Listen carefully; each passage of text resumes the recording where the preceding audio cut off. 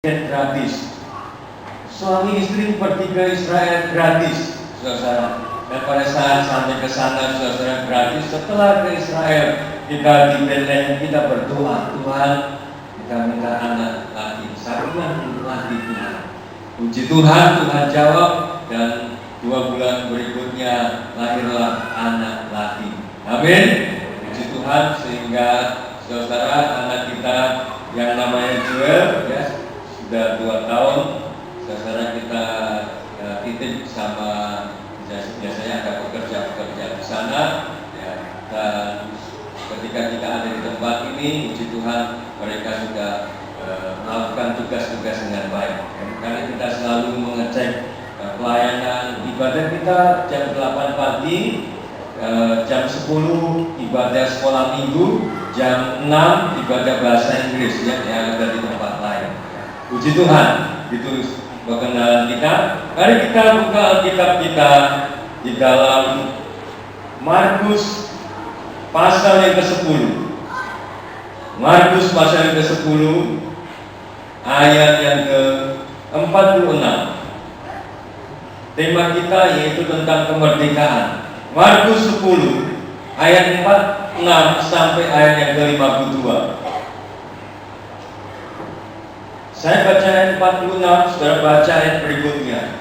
Lalu tibalah Yesus dan murid-muridnya di Yeriko. Dan ketika Yesus keluar dari Yeriko bersama-sama dengan murid-muridnya dan orang banyak yang berbondong-bondong, ada seorang pengemis yang buta bernama Bartimius, anak Timius, duduk di pinggir jalan. 2-3. Ketika didengarnya bahwa itu adalah Yesus orang Nazaret, mulai ia berseru, Yesus, anak Daud, kasihanilah aku.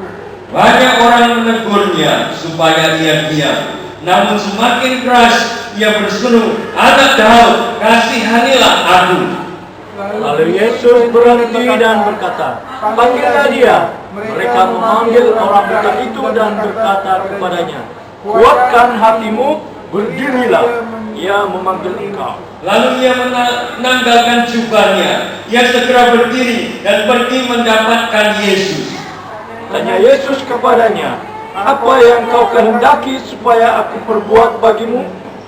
Jawab orang buta itu, Rabuni, supaya aku dapat melihat. Lalu kata Yesus kepadanya, pergilah, imanmu telah menyelamatkan engkau. Pada saat itu juga melihatlah ia, lalu ia mengikuti Yesus dalam perjalanannya. Amin. Saudara-saudara, arti merdeka yaitu terlepas, bebas. Indonesia pernah dijajah oleh bangsa-bangsa lain. Bangsa Belanda pernah dijajah oleh Inggris, pernah dijajah oleh Jepang. Penjajahan itu membuat bangsa Indonesia tertekan. Saya tidak tahu bangsa Malaysia. Saudara, kita bicara bangsa Indonesia dijajah, mengalami tekanan, tidak ada masa depan, tidak ada harapan.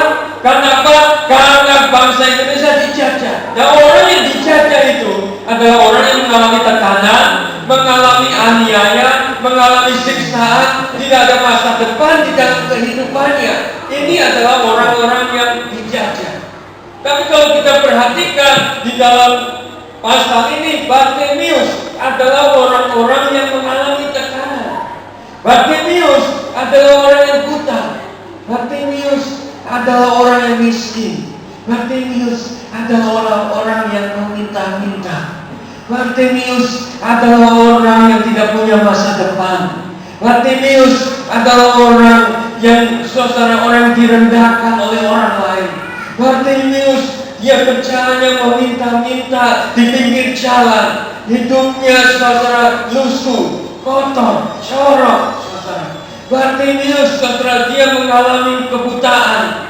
Dia tidak bisa memandang, dia tidak bisa melihat, dia hanya bisa mendengar. Hari demi hari dia ada di pinggir jalan. Hari demi hari dia ada di tempat itu. Hari demi hari kerjanya meminta-minta, belas kasihan kepada orang lain. Tidak ada cita-cita untuk menjadi dokter, Tidak ada cita-cita untuk menjadi insinyur. Tidak ada cita-cita untuk mempunyai mobil, mempunyai rumah. Tidak ada cita-cita untuk yang lain, saudara. Karena apa? Karena ketidakmampuan dalam dirinya. Karena dia adalah anak yang cacat, anak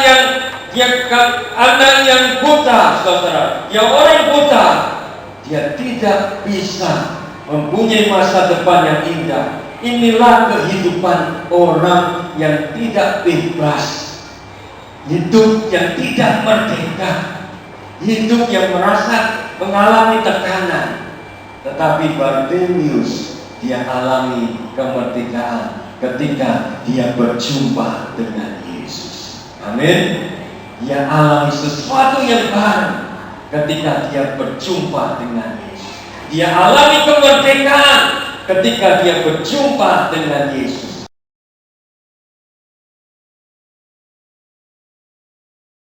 Ada 3 hal yang saya ingin katakan kepada saudara, 3 poin. Kalau Anda mau dimerdekakan, kalau Anda mau merdeka, kita akan belajar dari ayat ini. Kalau Anda mau merdeka, mungkin Anda mengalami tekanan, tidak ada harapan, saudara, tidak ada masa depan. Tetapi Anda mau dimerdekakan, Anda harus mengikuti 3 hal ini supaya Anda mengalami suatu perubahan seperti Bartimeus, supaya Anda mengalami masa depan yang indah seperti Bartimeus, supaya Anda mengalami jamahan Tuhan seperti Bartimeus, supaya alami suatu perubahan yang dahsyat di dalam hidup Anda seperti Bartimeus.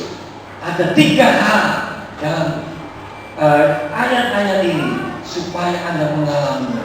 Saudara, kita perhatikan, saudara, dikatakan di dalam ayat yang ke-47, ya, ketika didengarnya bahwa itu adalah Yesus orang Nazaret, mulailah ia berseru, Yesus anak Daud, kasihanilah aku.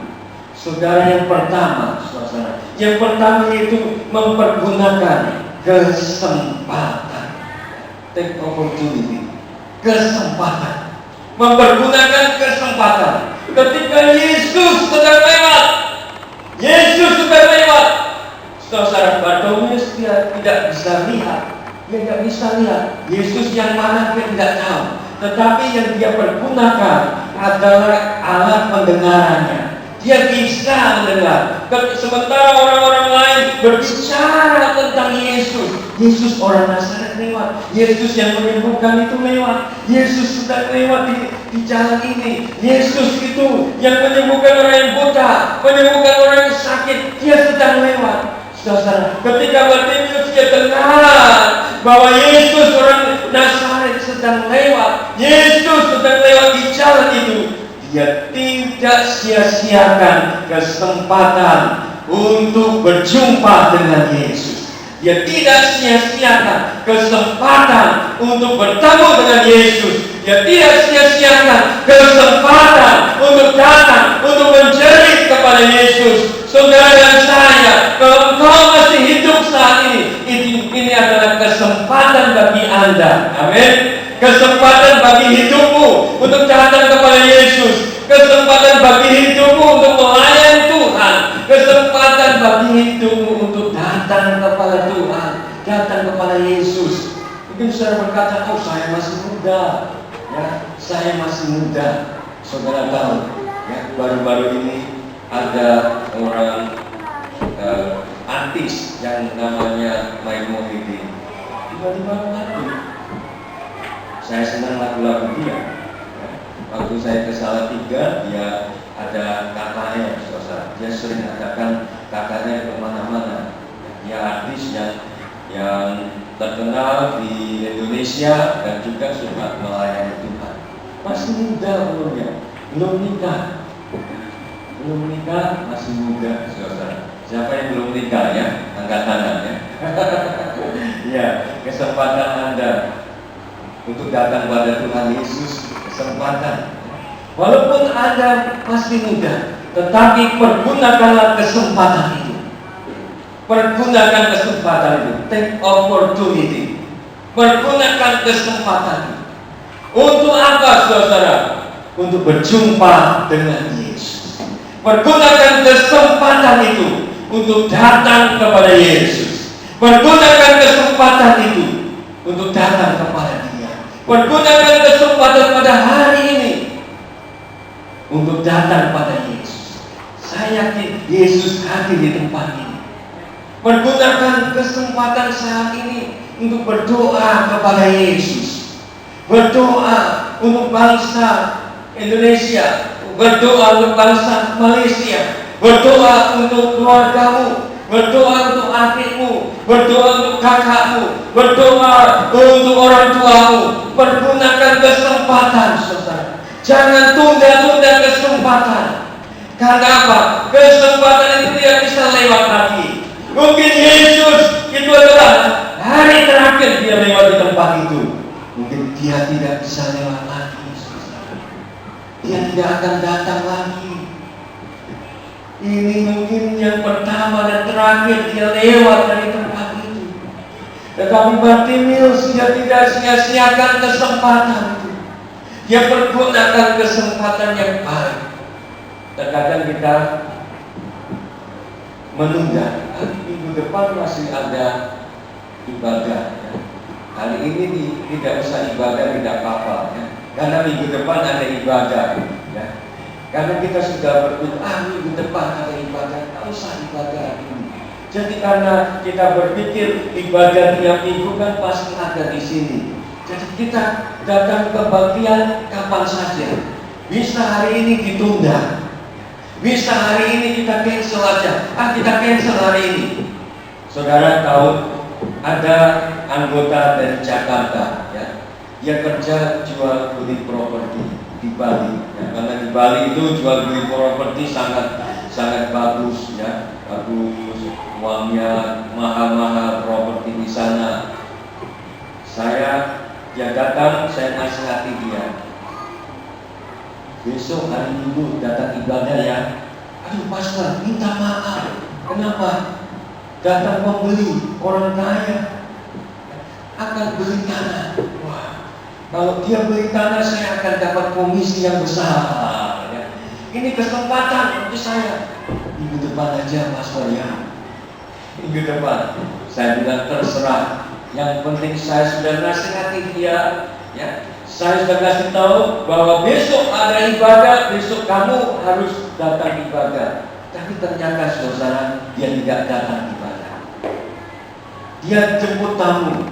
Dia punya tamu. Dia jemput tamu di bandara. Dia ingin tunjukkan tamu itu mau beli tanah, beli properti. Pada saat dia tunjukkan, dia jemput tamu di bandara, dia antar makan, dia sambut tamu itu dengan luar biasa. Karena dia berpikir, wah, tamu ini dia akan beli tanah. Saya akan layani dia. Mau ke shopping, saya akan layani shopping. Mau ke makan, saya akan layani dia makan. Mau saya antar kemana saja saya layani.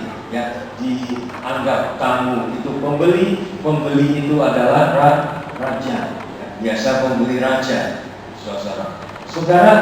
Ya, bawa ke tempat-tempat yang lain dan setelah itu hari kita lihat tanahnya. Pada saat dilihat tanahnya itu, saudara, dia memang sudah pembeli.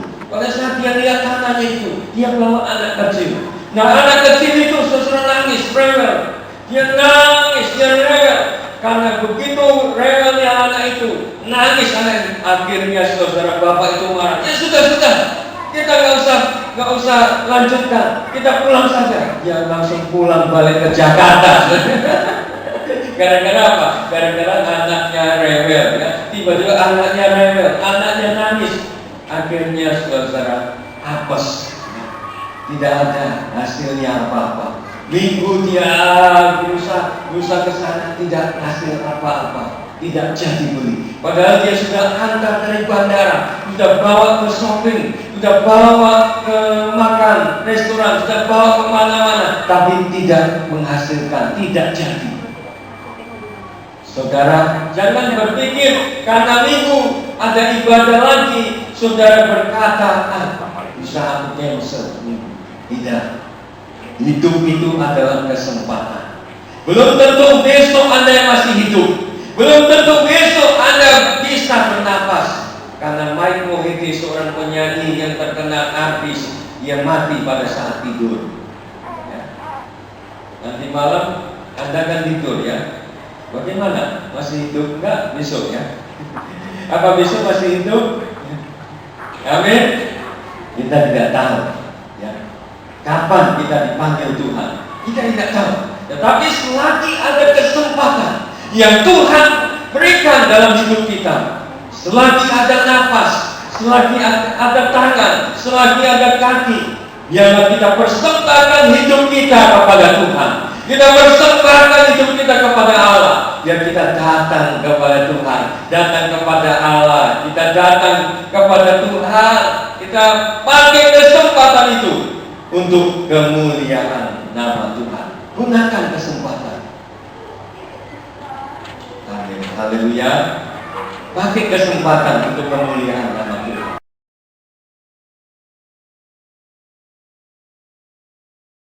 Yang kedua, saudara. Yang kedua yaitu di dalam ayat 48. Banyak orang menegurnya supaya ia diam. Namun semakin keras ia berseru, anak kau, kasihanilah. Saudara, yang kedua yaitu fokus kepada Tuhan. Ayat 48 sangat menarik, di mana ketika Bartimeus dia berseru kepada Tuhan. Ayat ini dikatakan banyak orang yang menegurnya.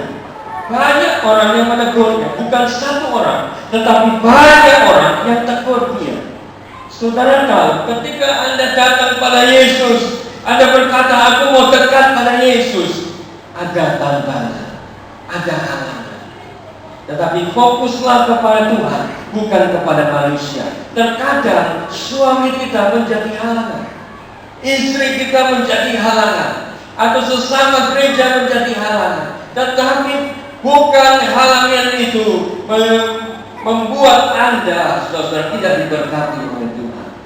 Mari kita lihat di dalam ayat lain, saudara, dalam Kolose pasal yang kedua. Kolose pasal yang kedua, ayat 18. Janganlah kamu biarkan kemenanganmu digagalkan oleh orang yang pura-pura merendahkan diri dan beribadah kepada malaikat, serta berganjang pada penglihatan-penglihatan dan tanpa alasan membesar-besarkan diri oleh pikirannya yang duniawi. Janganlah kamu biarkan kemenanganmu digagalkan oleh orang. Jangan kemenangan Anda, jangan sampai berkat-berkat Anda yang Tuhan akan curahkan dalam hidup Anda, yang Tuhan akan curahkan dalam hidupmu, yang Tuhan akan taruhkan dalam kehidupanmu, digagalkan oleh orang lain. Apa maksudnya, saudara? Apa maksud dari semuanya itu? Saya tahun 99 saya datang ke Bali. Pada saat saya datang ke Bali, saudara, saya datang bukan untuk melayani, saya datang cuma melancong. Dan saya ketemu orang, saudara, saya yang mau buka usaha, saya bantu dia usaha, saya kasih pinjam. Tetapi pinjaman yang saya kasih dia tidak kembali, ya, tidak kembali, saudara. Ternyata saya di Bali itu banyak ditipu. Yang tipu orang Kristen yang belum bertobat, ya. Orang Kristen belum bertobat tipu saya. Tapi saudara, ketika orang menipu saya ditipu, saudara. Saya tahu Tuhan punya rencana yang ajaib dan luar biasa. Tuhan punya rencana yang dahsyat, yang di luar dugaan kita, di luar dugaan saya. Dan pada saat itu Tuhan bilang dalam hidup saya, kamu buka pelayanan di Bali. Jadi saudara-saudara, ketika saya membuka pelayanan di Bali, saudara, saya tidak cari-cari pelayan, tidak. Pada saat itu Tuhan bicara kepada saya, kamu buka pelayanan di tempat itu. Disitulah saya berdoa, Tuhan, saya tidak kenal siapa-siapa. Saya barusan ditipu oleh orang. Saya orang lain barusan tipu saya. Tetapi kamu, Tuhan suruh saya buka pelayanan di tempat ini. wow, saya mau pulang Tuhan, uang saya sudah mau habis, uang saya sudah mau habis di Bali, saya mau pulang Tuhan. Saya ngapain di tempat ini? Di Bali mahal-mahal, saudara. Restoran sana mahal, penginapan mahal, semuanya serba mahal. Tuhan, saya mau pulang. Tidak, kamu buka pelayanan di tempat ini. Dan saya minta tanda ada orang Bali yang bertobat. Kan susah, sulit ya. Orang Bali bertobat susah, saudara. Nyoman, betul, ya. Bahwa Allah kita adalah Allah yang ajaib, Allah kita adalah Allah yang luar biasa. Karena apa? Karena Tuhan siapkan semuanya yang kita butuhkan, yang kita perlukan, Tuhan siapkan. Karena Tuhan kita Tuhan yang ajaib, Tuhan yang luar biasa. Saudara, kalau saya, saudara, sakit hati kepada orang yang menipu saya, rencana Tuhan akan berbeda. Tetapi saudara, saya sudah maafkan semuanya. Saya sudah maafkan semuanya. Saya sudah gak pikir yang itu. Yang saya pikir, Tuhan, apa yang menjadi rencanamu dalam hidup. Saya cuma fokus kepada Tuhan, fokus kepada rencana Tuhan, fokus kepada karya Tuhan, fokus kepada apa yang Tuhan mau di dalam kehidupan. Mungkin ada orang lain yang mengusik Anda, ada orang lain yang menyakiti Anda, ada orang lain yang mungkin Anda tidak suka, ada orang lain yang mungkin Anda terganggu. Jangan sampai kehidupan orang lain mengganggu berkat-berkat Tuhan yang Tuhan sudah berikan. Jangan sampai kemenangan yang Tuhan berikan itu digagalkan oleh orang-orang lain. Amin. Jangan sampai sebuah berkat Tuhan, sebuah urapan Tuhan, anugerah Tuhan yang seharusnya diberikan kepada saudara, yang seharusnya dicurahkan kepada saudara, karena saudara sakit hati kepada orang itu, karena saudara tidak suka kepada orang itu, digagalkan oleh orang lain. Tetapi Anda harus fokus kepada Tuhan, fokus kepada Allah. Ketika Bartimius, orang-orang sekitarnya mengatakan, "Diam kamu, diam." Tapi Bartimius tidak diam. Justru dia malah berseru dengan keras. Dia berseru dengan keras, "Yesus, Anak Daud, kasihanilah aku." Ketika suami Anda berkata, "Jangan pergi ke gereja," justru Anda harus lebih rajin ke gereja. Amin. Ketika suami atau istri Anda berkata, "Jangan, kapan kamu ke gereja, kamu nggak dapat apa-apa," Anda harus lebih rajin ke gereja. Ketika orang berkata, "Jangan berdoa," Anda harus lebih rajin berdoa. Amin. Anda harus lebih rajin berdoa. Ketika orang lain berkata, "Jangan melayani," Anda harus lebih rajin melayani. Harus lebih rajin melayani. Karena apa, saudara? Mata rohani Anda harus fokus kepada Tuhan, fokus kepada Allah. Supaya apa? Supaya kemenangan Tuhan yang Tuhan nyatakan itu dicapai, nyata dalam hidup Anda. Ketika ada tantangan, Anda harus tetap bahkan lebih rajin, bahkan lebih setia kepada Tuhan. Saya yakin percaya Tuhan akan bekerja luar biasa dalam hidup Anda. Tuhan akan mengatakan mujizat, perkara yang ajaib, perkara yang luar biasa dalam kehidupan Anda. Saudara, di dalam Ibrani pasal yang ke-12, Ibrani pasal 12 ayat yang kedua, marilah kita melakukan dengan mata yang tertuju kepada Yesus, yang memimpin kita dalam iman, yang membawa iman kita itu kepada kesempurnaan, yang dengan mengabaikan kehinaan tekun memikul salib, ganti sukacita yang disediakan bagi Dia yang sekarang duduk di sebelah kanan takhta Allah. Saudara-saudara, ada seorang ibu. Ibu ini, saudara, mempunyai masalah. Karena apa? Karena suaminya bukan anak Tuhan. Jadi suaminya adalah tentara. Saudara tahu kalau tentara itu sudah marah, ya, dia bisa tampar. Tentara yang marah bisa tampar dia.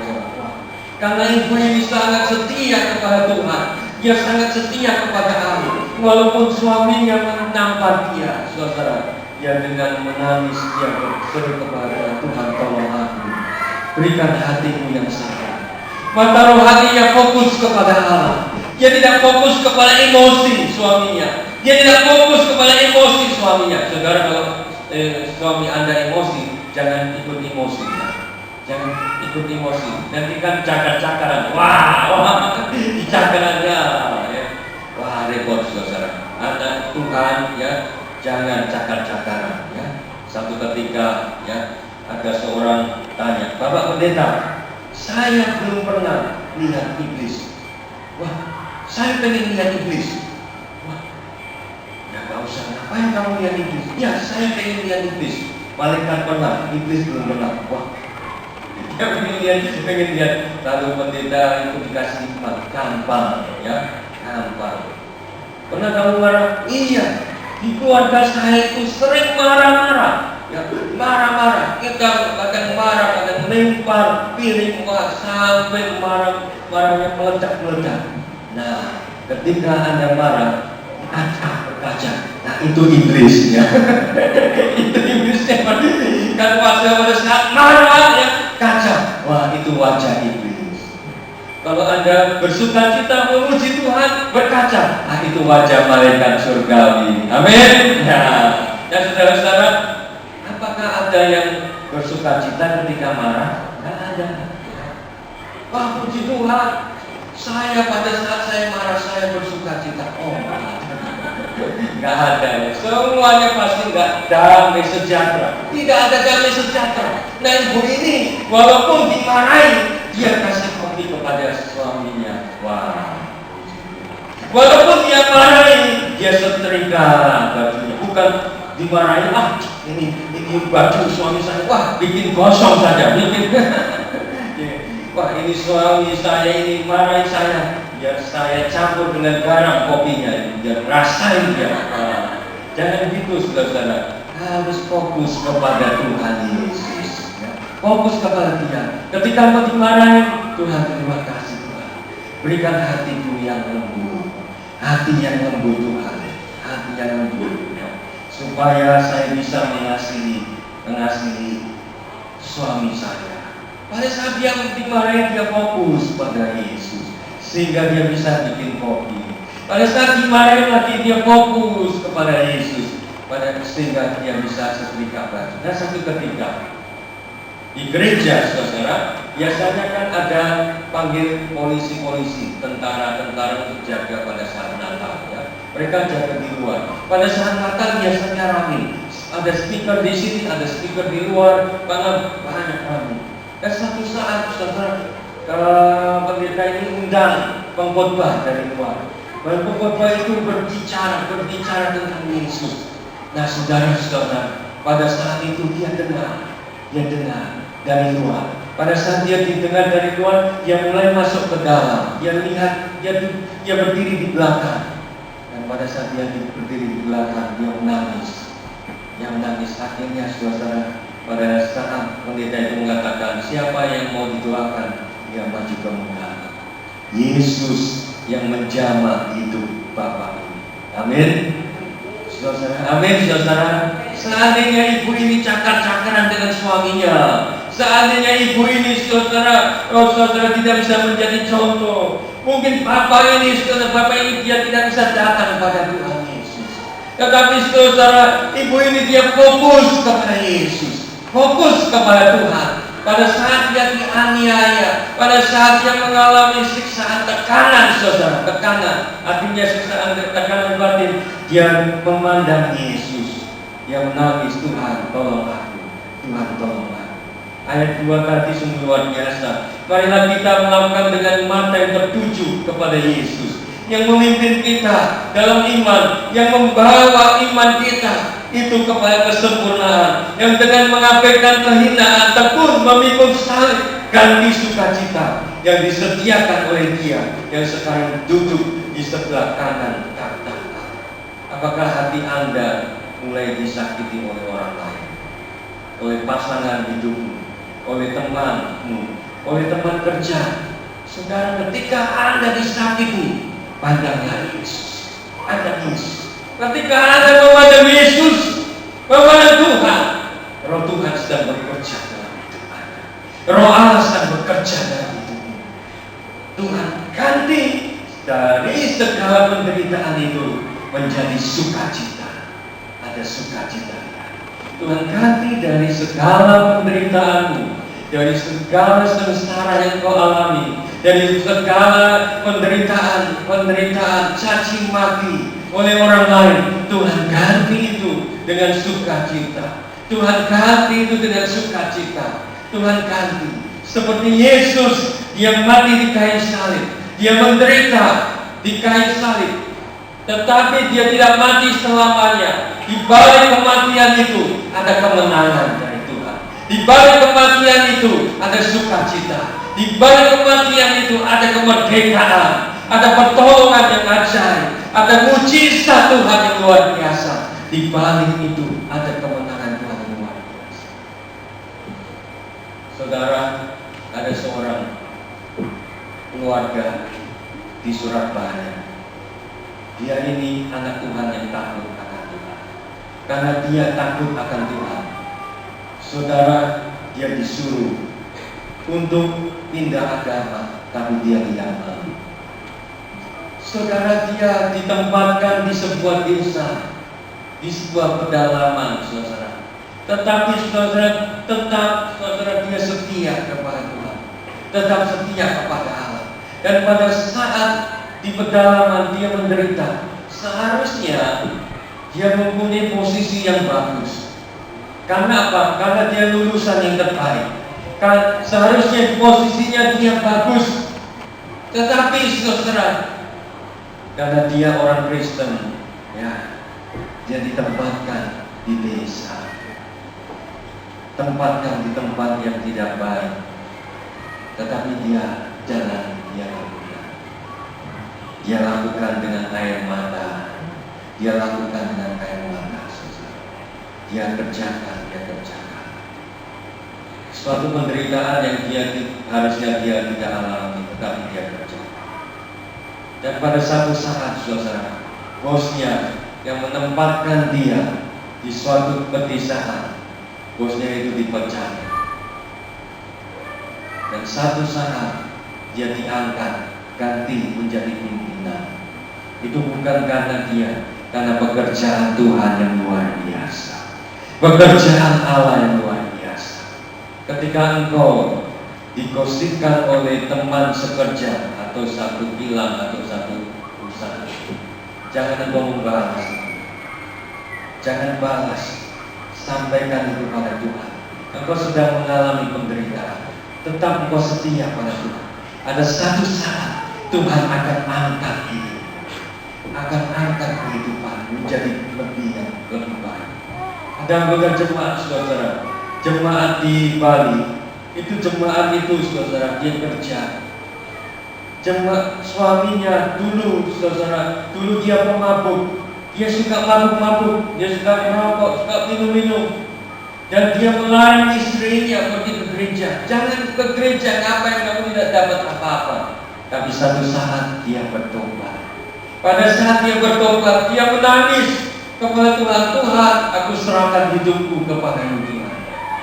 Dan satu saat, saudara, dia kerja di perusahaan, ya, teman-temannya, atasan dia korupsi, dan dia disuruh korupsi. Tapi dia berkata, saya tidak mau korupsi. Dia ditekan, kalau kamu nggak mau korupsi, saya akan usir kamu keluar. Lebih baik saya keluar. Akhirnya apa? Dia keluar, saudara. Dia keluar. Dan pada saat dia keluar, 2 bulan dia tidak dapat kerja. 2 bulan dia nggak dapat kerja. Kenapa? Karena disuruh keluar. Dia alami penderitaan. Akhirnya dia dapat kerja. Dan pada saat dia dapat kerja, itu kerja seperti kuli, ngangkat beras. Gara-gara saudara dia nggak mau korupsi, dia keluar dari tempat itu. 2 bulan dia nggak kerja, dan dia dapat kerja menjadi kuli. Dia alami penderitaan. Karena apa? Karena dia tidak mau korupsi. Tapi di balik semuanya itu ada suatu mujizat Tuhan yang ajaib. Di balik semuanya itu ada pertolongan Tuhan yang luar biasa. Di balik semuanya itu ada kuasa Tuhan yang luar biasa. Kalau engkau menderita, matamu tertuju kepada Yesus, Tuhan akan bekerja luar biasa di dalam kehidupanmu. Allah akan bekerja luar biasa dalam kehidupanmu. Jangan biarkan kedagingan Anda untuk melakukan pembalasan, melakukan revenge kepada orang lain. Jangan itu terjadi di dalam kehidupanmu. Tetapi fokuslah mata Anda pada Tuhan. Kalau engkau melayani Tuhan, melayani Allah, mungkin orang lain tidak suka, fokuslah matamu kepada Tuhan. Kalau ada orang lain suruh diam kamu, jangan teruskan itu. Tambah keras seperti Bartimeus melakukan itu, fokuslah itu pada Tuhan. Kalau ada orang yang suruh diam, tambah keras Anda berdoa pada Tuhan. Atau ada orang yang suruh stop melayani, tambah Anda keras lebih melayani Tuhan. Kalau ada orang lain suruh stop Anda untuk bersaksi, tambah keras Anda bersaksi pada Tuhan. Karena apa? Karena fokus kita bukan kepada manusia, tapi fokus kita kepada Tuhan. Mata kita tertuju kepada Tuhan yang menolong hidup kita. Mata rohani kita tertuju kepada Dia. Kalau mata kita tertuju kepada manusia, kita akan sakit hati. Kita akan pandang dia, aduh, aku sakit hati. Apa yang dia katakan, aku sakit hati kepada dia. Aku sakit hati kepada orang ini, orang itu, orang yang lain. Karena apa? Karena mata kita tertuju kepada orang.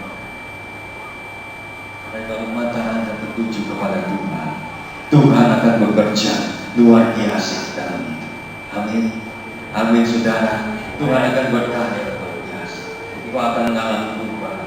Hal yang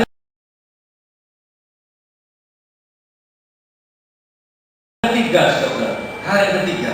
Ini yang penting, saudara. Hal yang ketiga di dalam Markus pasal yang ke-10. Markus 10 ayat yang ke-50. Lalu ia menanggalkan jubahnya. Ia segera berdiri dan pergi mendapatkan Yesus. Tanya Yesus kepadanya, apa yang kau kehendaki supaya aku perbuat bagimu? Jawab orang buta itu, Rabuni, supaya aku dapat melihat. Saudara, dalam ayat yang ke-50 dikatakan, saudara, dikatakan menanggalkan jubahnya. Hal yang ketiga, tanggalkan segala dosa-dosa. Jubah ini sebuah kebiasaan yang lama, sifat-sifat yang lama, hal-hal kehidupan yang lama. Anda harus tanggalkan. Paradigma yang lama harus Anda tanggalkan. Mungkin saudara mempunyai paradigma, aku ini nggak bisa apa-apa. Aku nggak bisa apa-apa. Aku datang ke Malaysia, ya sudah beginilah keadaanku. Saudara, saya ingin katakan, tanggalkan paradigma itu. Di dalam nama Tuhan Yesus, Tuhan punya rencana yang ajaib. Amin. Tuhan punya rencana yang ajaib di Malaysia. Kalau engkau datang ke tempat di Malaysia ini, engkau berkata, aku nggak bisa apa-apa, aku ini hanya begini. Tanggalkan paradigma itu. Tuhan pilih Anda. Kalau Anda berkata, ya sudah, saya sudah berusaha, saya sudah nggak mampu. Kalau Anda berkata, saya sudah nggak mampu, saudara, berserah pada Tuhan. Yakin, percaya, Tuhan akan bekerja luar biasa dalam hidup. Amin.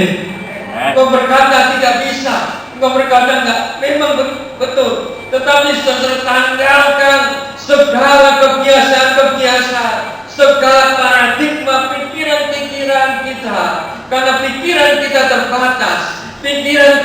terbatas, saudara. Karena kita mempunyai kebiasaan dari kecil, ya, sehingga kita mempunyai sifat-sifat yang terbatas. Aduh, saya nggak bisa melayani. Aduh, saya nggak bisa untuk menyelesaikan masalah ini. Tuhan kita adalah Tuhan yang dahsyat. Amin. Tuhan kita adalah Tuhan yang luar biasa.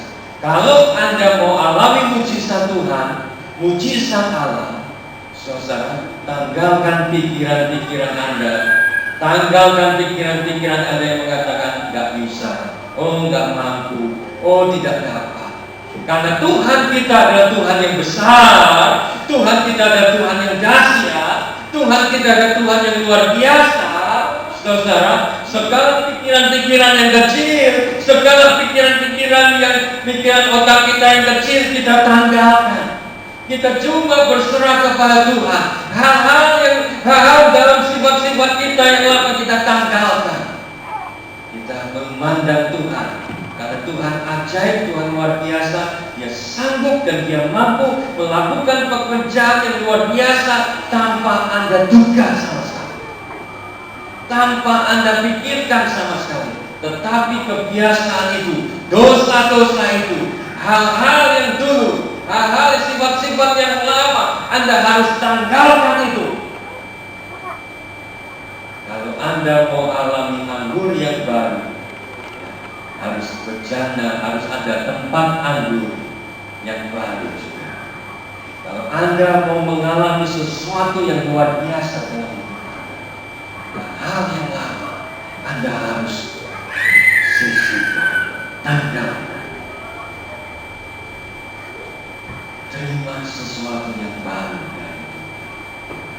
Terima sesuatu yang baru. Terima sesuatu yang luar biasa. Hal-hal yang lama Anda tanggalkan. Engkau berkata tidak bisa Tuhan, tidak bisa. Anda tanggalkan. Dosa-dosa yang menghalangi Anda tanggalkan.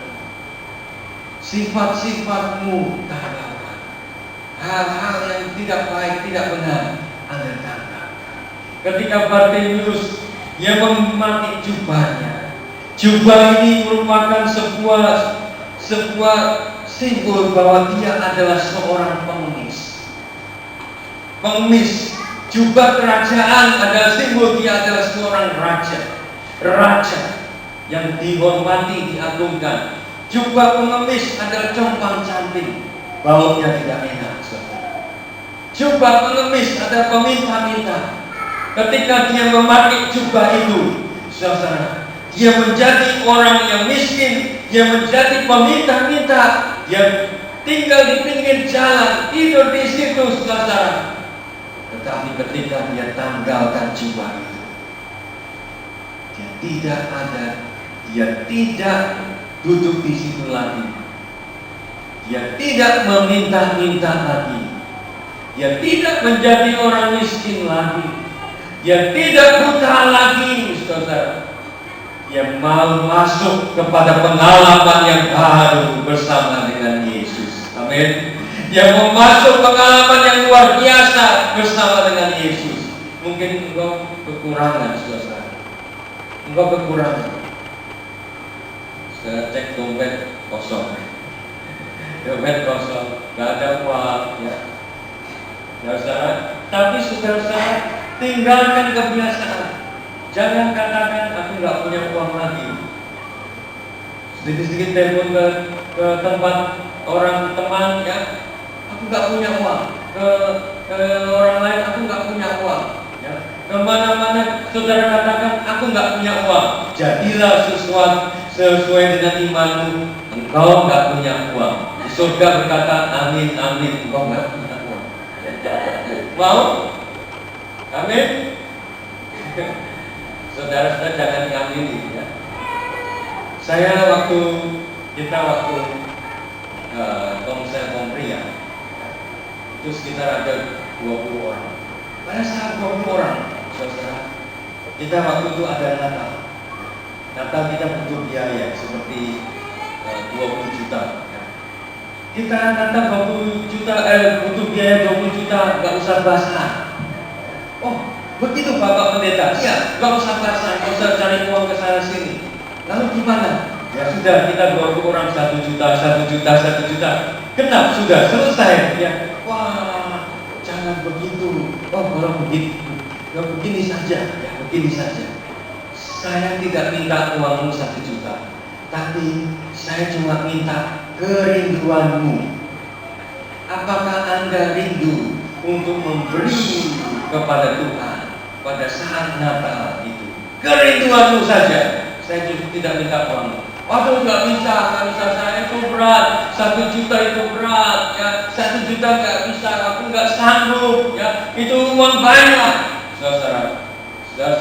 Pada satu ketika, ya, mereka punya masalah, mereka punya persoalan. Mereka ada masalah, ada geng, sehingga mereka berantem, ya.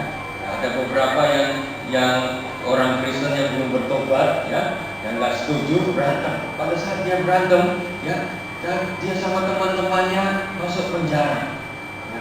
Masuk penjara sementara saja, tangkap polisi. Dan biasa di Indonesia, di polisi saudara, ya, untuk mengeluarkan harus bayar, ya, harus bayar. Bayarnya berapa? Bayar. Ada 7 orang yang ditangkap, ya, 7 orang yang ditangkap, dia sama keluarga teman-temannya saudara. Bayarnya 3 juta, 3 juta, 3 juta, 3 juta. Akhirnya saudara 3 juta, dia jual motornya, dia jual yang lain saudara. Akhirnya dia bisa lepas. Lalu saya bilang, tuh kan, kamu kok bisa bayar uang 3 juta, sementara 1 juta kamu nggak bisa bayar. Saudara-saudara, kenapa kita kadang saudara kita kadang kekurangan? Karena apa? Karena dalam pikiran kita, dalam hati kita sudah berkata, aku nggak bisa apa-apa, aku sudah tidak mampu, aku tidak berdaya, aku miskin, aku nggak punya apa-apa. Jadilah imanmu sesuai imanmu, saudara. Tetapi kalau pada saat ini Anda menanggalkan kebiasaan itu, kebiasaan mengatakan aku nggak bisa apa-apa, aku nggak punya apa-apa, aku miskin, Anda tanggalkan itu, Tuhan akan ganti sesuatu yang baru dari itu. Amin. Engkau yang mengatakan aku miskin, bahkan Tuhan pakai menjadi seorang yang memberi. Amin. Dan Tuhan akan pakai usahamu, Tuhan pakai luar biasa. Pekerjaanmu diberkati oleh Tuhan. Tuhan akan tolong kehidupanmu. Karena apa? Karena engkau sudah tanggalkan kebiasaan-kebiasaan yang lama, tanggalkan sifat-sifat yang lama. Engkau mendapatkan sesuatu yang baru dari Tuhan, mendapatkan sesuatu yang baru dari Allah. Pada siang ini, apakah Anda mau menanggalkan itu? Amin. Apakah Anda mau menanggalkan jubah yang lama, sifat-sifat yang lama, kebiasaan yang lama, hal-hal yang lama? Saudara berkata, aku nggak bisa apa-apa, aku nggak dapat, aku sudah bangkrut, aku bangkrut, aku sudah sial, aku anak sial. Saudara berkata demikian, tanggalkan pikiran-pikiran itu, tanggalkan pikiran itu. Tuhan punya rencana yang indah dalam Tuhan punya rencana yang mulia dalam hidupmu. Haleluya. Tuhan punya rencana yang luar biasa dalam hidupmu. Engkau tidak mungkin engkau berkata aku gak dipakai di sana sini, aku ke sana aku sini. Tidak. Tuhan punya rencana dalam hidupmu. Tuhan sangat mengasihimu. Kalau engkau ada di tempat ini, itu bukan kebetulan, itu rencana Tuhan. Rencana Tuhan. Jadilah jemaat, ya, jemaat yang setia di tempat ini. Jemaat mau dididik, saudara, mau dinasihati oleh pastor di tempat ini. Jangan pindah sana, di sini, saudara, di sini, saudara. Mau dididik, dinasihati. Ketika Anda mau dibentuk oleh Tuhan, mau dibentuk oleh Allah, kau akan menerima sesuatu yang baru. Terima sesuatu yang baru. Tanggalkan yang lama, terima sesuatu yang baru. Mau?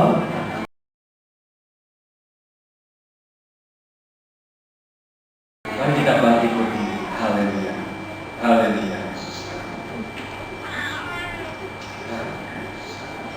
Kita renungkan firman Tuhan ini.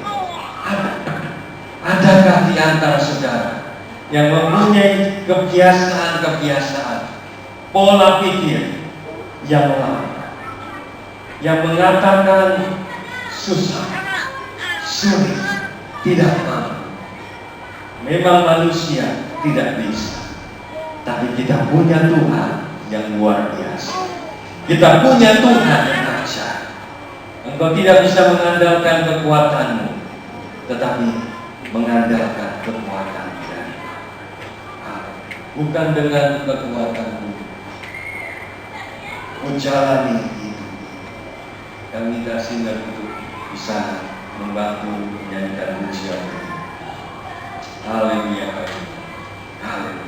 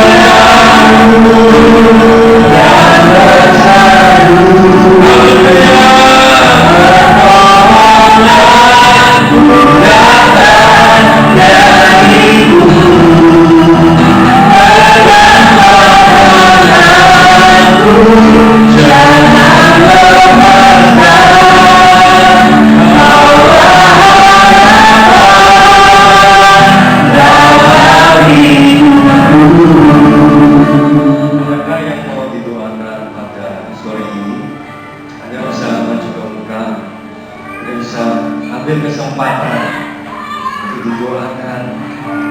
Saya yakin percaya bahwa Tuhan yang ajaib, Tuhan yang luar biasa akan menjawab itu.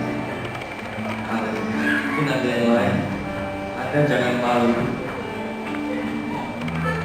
Tuhan yang mengadakan mujizat, bukan saya. Tuhan yang mengadakan perkara yang ajaib. Tapi ambil kesempatan. Pada sore ini Tuhan, aku mau ambil kesempatan. Mau datang pada Tuhan. Semoga dia ada di tempat ini. Dia hadir. Dia hadir Bapak. Siap jamaah. Tuhan